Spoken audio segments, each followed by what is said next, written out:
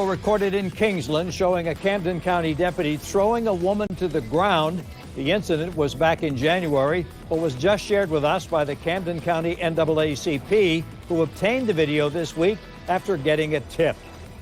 The deputy in the video has been identified as Christy Newman. The NAACP says this is not the first time they feel she's used unnecessary force, and they're calling for her to be fired. Marilyn Parker tells us more.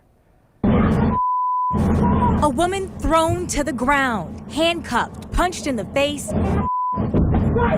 then shoved into the front of a patrol car. This video out of Kingsland is hard to watch. What did you think when you saw this? Well, I think that was a little bit of overkill.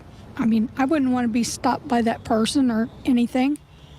It was just too much, too rough. It started as a traffic stop. I'll be at the Shell station. Deputies say Cheris Faria failed to stop at an intersection. That's when Deputy Christy Newman pulls her over, runs her license, and she sees that Faria has a non-judgment suspension, but dispatch didn't know what it was for. She's non-judgment suspended, so I can't let her drive off. The report states Deputy Newman told Faria about the suspension and she couldn't drive, so she asked her to step out of the truck. Faria refused. According to the report, Deputy Newman says Faria was non-compliant, and at some point, I got the door unlocked and attempted to get her out the car.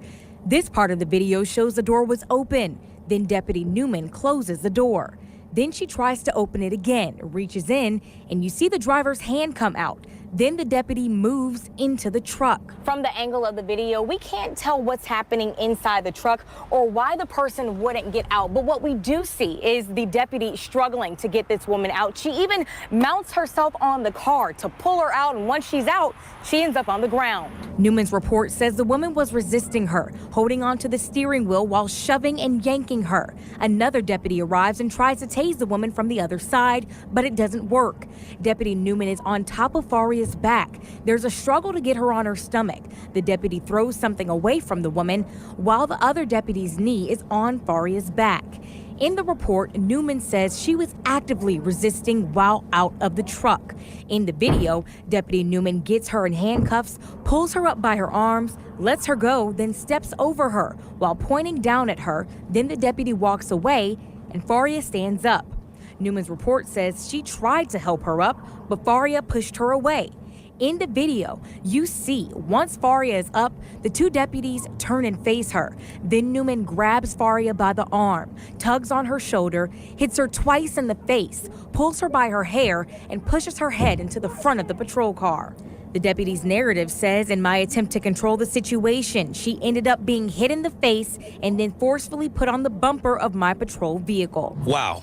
That's the first thing went through my mind. Camden County NAACP President Timothy Bissett Sr. says this was excessive force, especially with the woman in handcuffs. This is a violation of public trust, and we want to see Deputy Newman off the streets. We believe that she needs to be terminated, and we want to go as far as saying that she needs to be arrested because she did assault this individual during that traffic stop. Newman was given a warning in January, and according to the department's Facebook page, she was named Deputy of the Month just 2 months later.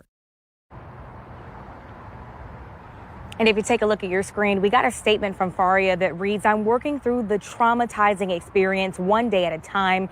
Being a child of a law enforcement officer for my entire life, I never expected to be placed in this situation. It goes on to say my ultimate goal after this is to push for better training and to remove officers that clearly pose a huge threat to society for the first time and not wait until it's too late and someone's life was placed in the hands of an out-of-control law enforcement officer. Now, I want to show you this employee warning report that the NAACP gave us from the sheriff's office.